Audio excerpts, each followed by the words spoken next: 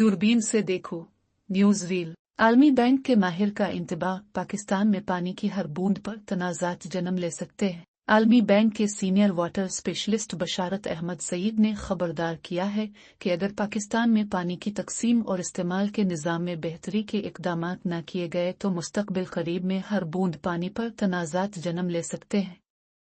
उन्होंने कहा कि मौजूदा ज़री पानी के इस्तेमाल की शरह को मद्देनज़र रखते हुए पाकिस्तान 2030 तक ज़ेर ज़मीन पानी और 2037 तक सतही पानी की कमी का सामना कर सकता है।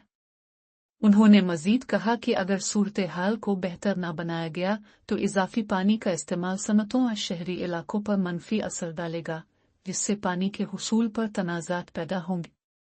उन्होंने खबरदार किया कि हम इस मकाम की तरफ बढ़ रहे हैं जहां हर बूंद पानी पर लड़ाई हो सकती है, और अगर तब्दीली न आई तो फसादात का खदशा है, जिसकी अलामत सिंध में पहले ही देखी जा रही है। सेमिनार के शुरा ने पानी के ज़खायर की तामीर, पानी के गलत इस्तेमाल और पानी की मार्केट की अदम मौजूदगी जैसे मसाइल पर भी तशवीश का इजहार किया।